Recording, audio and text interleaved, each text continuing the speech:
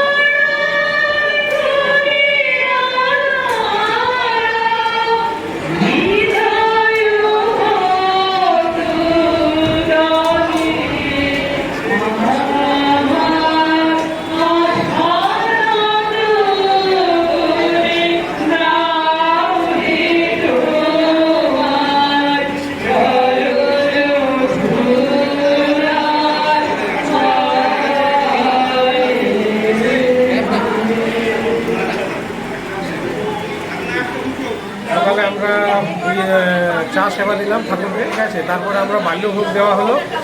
বাল্যভোগ দেওয়ার পরে নাম গান হলো, ঠাকুরের কিছু সব গল্প বলা হলো, যে যে ঘটনা ঘটেছে, গুরু ভাই বোনেরা তাদের নিজের জীবনে যে সব ঘটনা ঘটেছে সেগুলো আমাদের সবাইকার কাছে তুলে ধরলাম। এরপর আমরা ভোগ দিলাম, দুপুরে যেটা ভোগ দেওয়া হয়, ভোগ দেওয়া নিবেদন করার পরে সেবা দেওয়া চলছে এখন, এবং রাত্রে সন্ধ্যা আরতি হবে। এভাবে আজকের অনুষ্ঠান সমাপ্ত। খুব একটা কথা বলতে ইচ্ছে করে বলে মাইক দিলাম। একবার আমাদের এই গুরু ভাই একজন এখানে আছে, ঠাকুরের কাছে গেছে, প্রণাম করার পর কিছু একটা ভেবেছেন।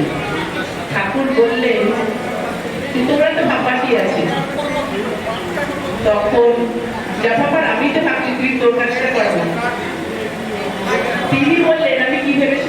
শুনিনি, কিন্তু উনি বলে দিলেন তোর ভাবনাটা আমার, আমি আমার মতো করে ভাবছি, তুই তোর কাজটা শুরু করে যা। আর আড়ালে নিয়ে যদি লুকিয়ে রাখা যায়, আমাদের সবাইকে কিন্তু তিনি ভেবেবেন, আমরা অপারক ভাবছি।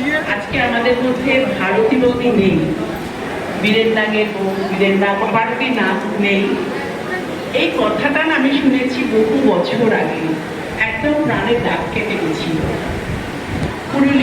পুরুলিয়ায় আছে ঠাকুরের কাছে, বেশ অনেকদিন হয়ে গেছে, ওদের 15 দিন কি 1 মাস হয়ে গেছে। বাড়িতে ছোট ছোট ছেলেমেয়েরা ভাবছে যে এতদিন আছি বাড়িতে, ছেলে মেয়েগুলো কি করছে, খুব মন খারাপ হয়েছে।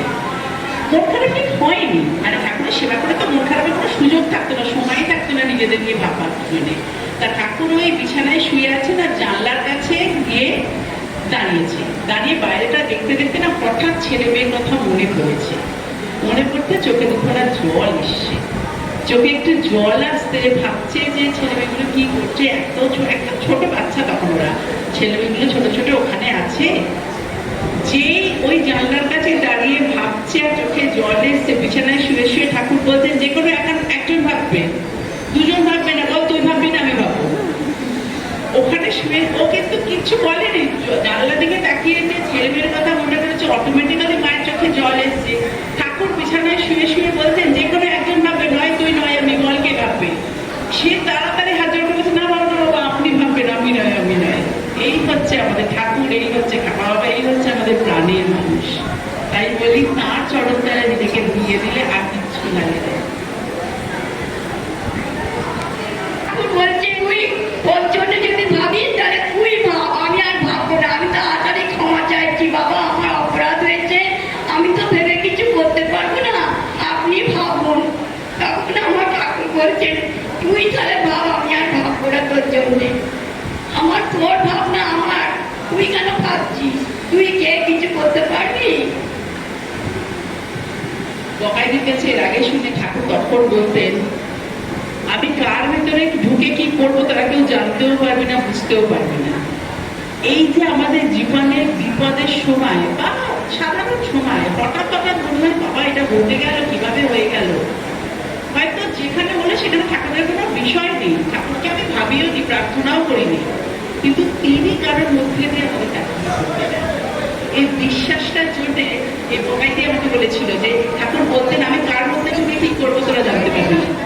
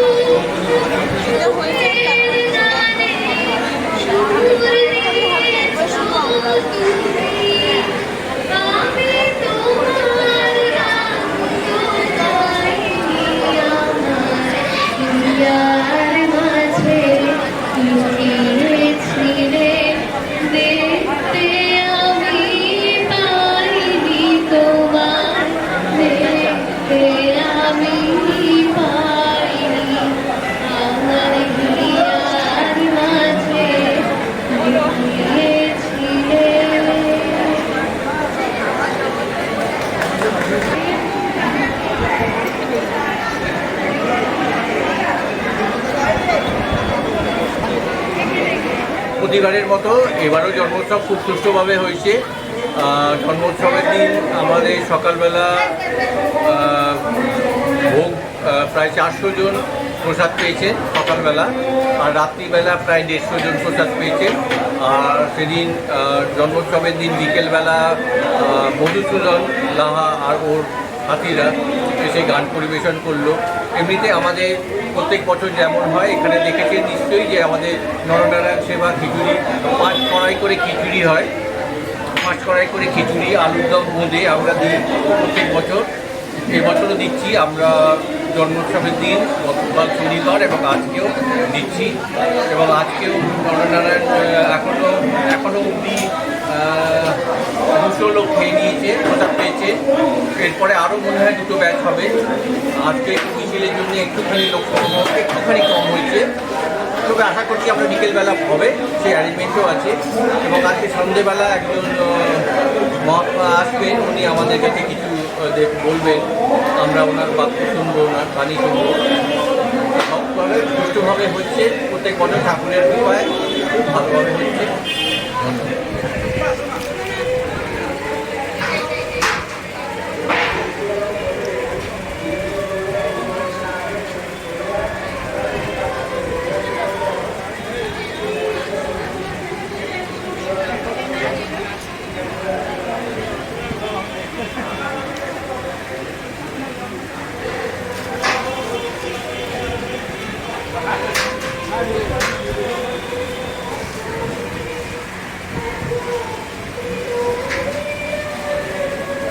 ওই আসন তলে সেই গানটা আমরা শুনিনি।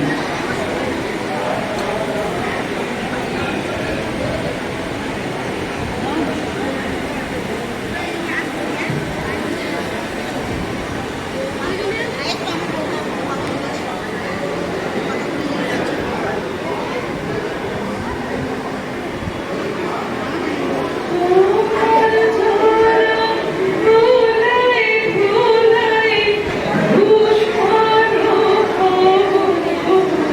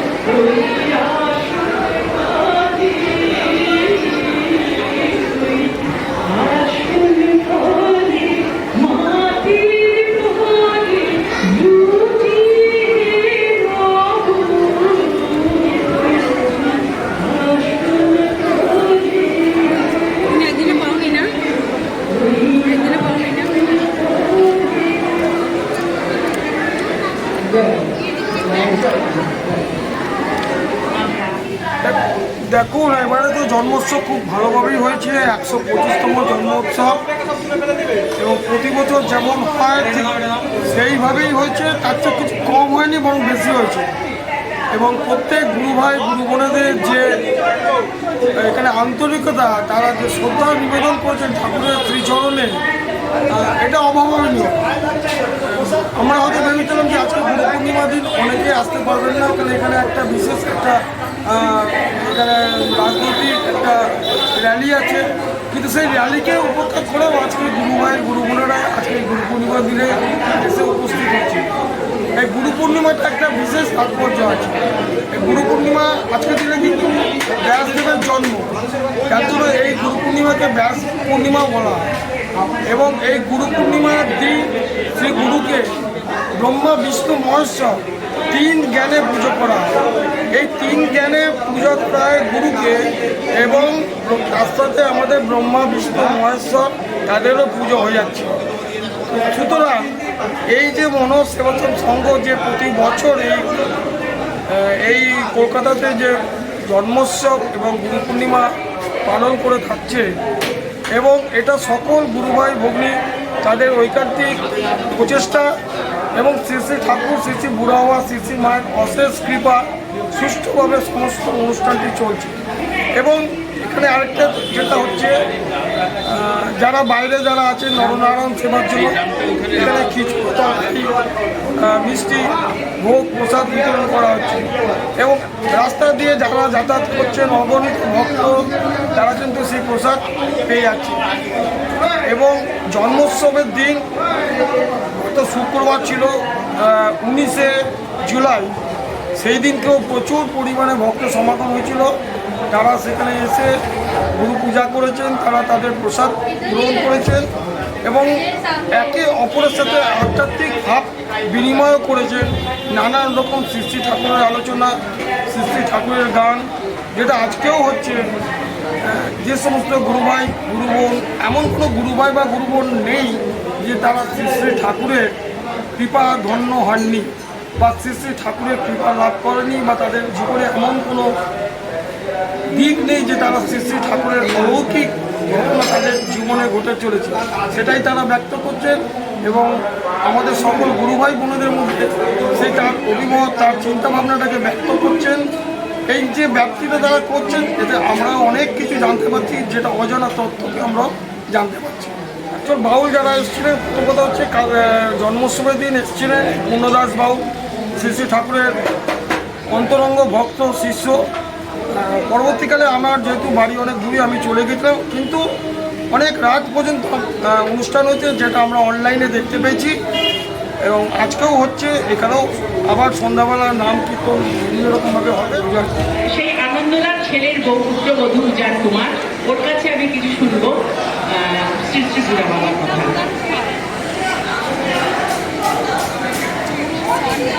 আমরা প্রতি বছর রাস পূর্ণিমাতে দাদর যাই। দাদর 3 দিনের প্রোগ্রাম একটা যাই আমরা। তা সেখান থেকে একটা দিন আমরা ধরমপুর যাই।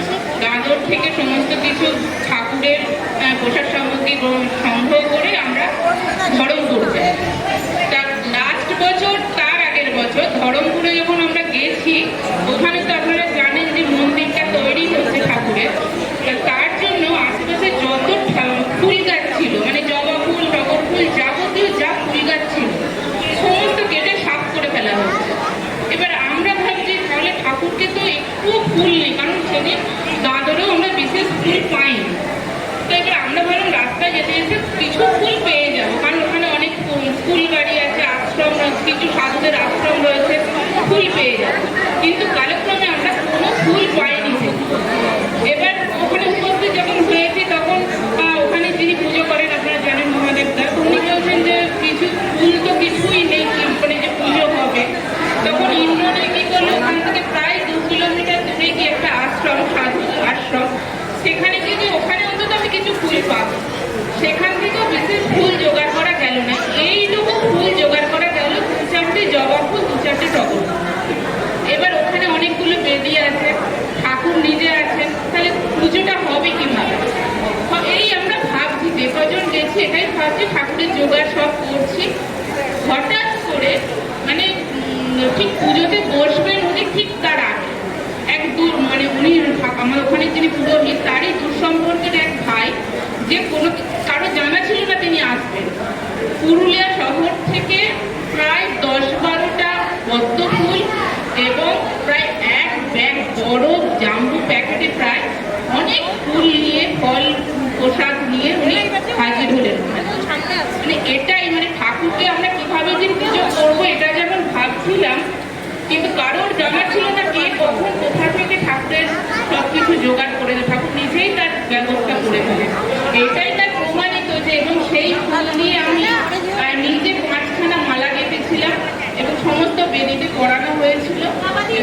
আমাদেরও পুজো হচ্ছে।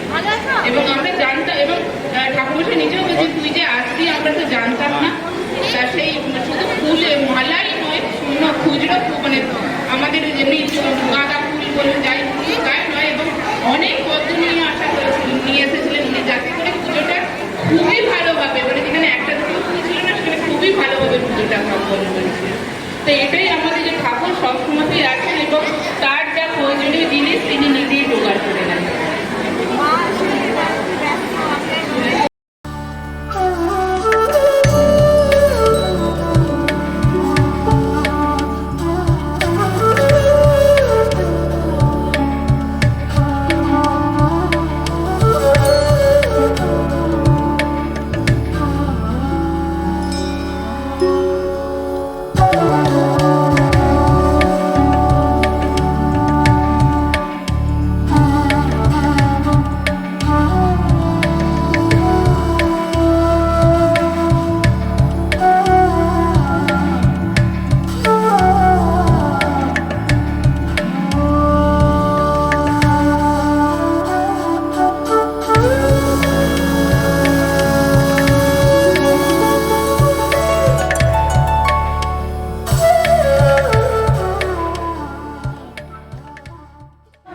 একশো 25তম গুরু পূর্ণিমা, কাল থেকে চা সেবা হয়েছে, তারপরে বাল্যভোগ হয়েছে, তারপরে পুজো হয়েছে, দুপুরের ভোগ নিবেদন হয়েছে, তারপরে এখন পূজা পাঠ গান চলছে, সবাই আসছেন যাচ্ছেন সেবা করছেন। এবারে লোক সমাগম কেমন অন্যান্য বছরের তুলনায়? একই এবার যা হয় এবারও এবারে তো রবিবার পড়েছে, অন্যান্য বারের চেয়ে কি কিছু বেশি? রবিবার, তাছাড়া স্কুল হচ্ছে 21শে জুলাই আজকে, সেই জন্যই লোক সংখ্যা কম হওয়ার কথা ছিল, কিন্তু এখন লোক সংখ্যা বেশি হয়ে গেছে।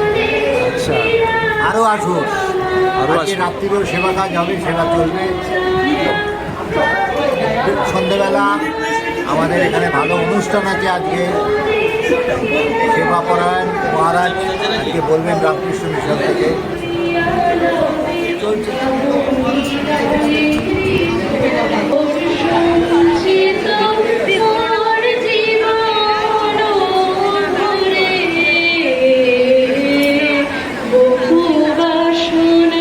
খুবই ভালো লাগছে, ভালো লাগছে।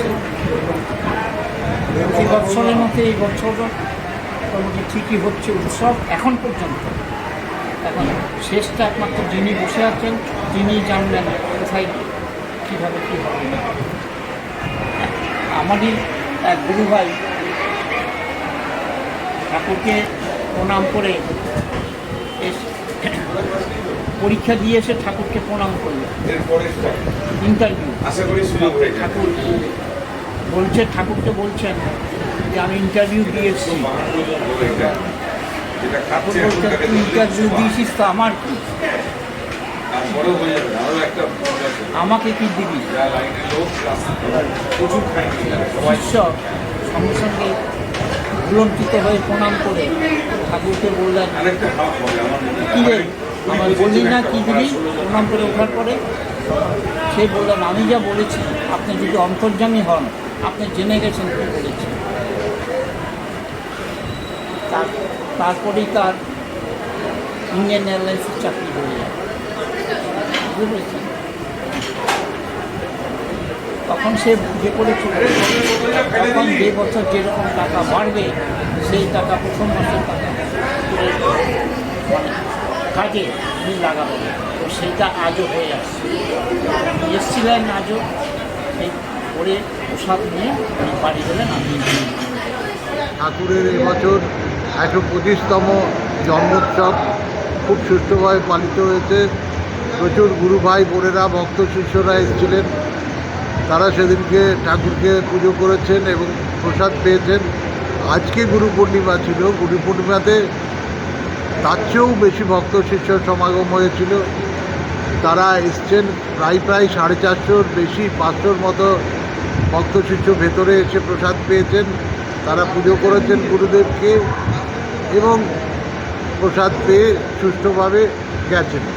আমরা বাইরে যাতে ভিড় অতটা সামলাতে পারা যায় না বলে আমরা বাইরে থেকেও প্রসাদ বিতরণ করি। সেখানেও কম করে 2500-3000 ভক্ত শিষ্য প্রসাদ পেয়েছেন, যারা তাড়াতাড়িতে থাকেন, যারা বসে সেবা নিতে পারেন না, তাদের জন্যে বাইরের থেকেও প্রসাদ বিতরণ হয়, খিচুড়ি, আলুর দম, মিষ্টি, পদিয়া, সেরকমও প্রচুর, কমসে কম করে 3,000-এর মতো লোক প্রসাদ পেয়েছেন। যদি কোনো ভুল ত্রুটি থেকে থাকে, যদি আমরা এরপরে এটা নিয়ে উৎসব নিয়ে বিশ্লেষণ করব, তাহলে আমরা পরের বছর সেটাকে আরও শুদ্ধবার চেষ্টা করব, যাতে ঠাকুরের পুজোতে বা সেবাদানে আমাদের তরফ থেকে কোনো রকম ভুল ত্রুটি না হয় সেই চেষ্টা।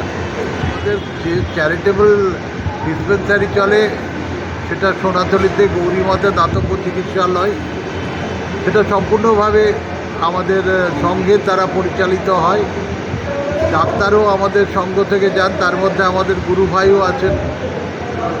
প্রচুর ভিড় হয়। আমরা ওষুধ যথাসম্ভব সঙ্ঘের থেকে দেবার চেষ্টা করি। আমরা চেষ্টা করছি সামনের বছরে পুরুলিয়ার মন্দির যদি আমরা করে উঠতে পারি, তাহলে সেখানেও একটি দাতব্য চিকিৎসালয়ের বন্দোবস্ত করতে, যেখানে থেকে যেটা গৌরীমাতা দাতব্য চিকিৎসালয় আমাদের সোনাতলিতে আছে চ্যারিটেবল ডিসপেন্সারি, সেই রকম চ্যারিটেবল ডিসপেন্সারি আমরা পুরুলিয়াতেও করব। এই 1 বছর আগে আমাদের ঠাকুরের গুরুদেব শ্রী বুড়া বাবার মন্দির প্রতিষ্ঠিত হয়েছে, সমাধি মন্দির ধরমপুরে।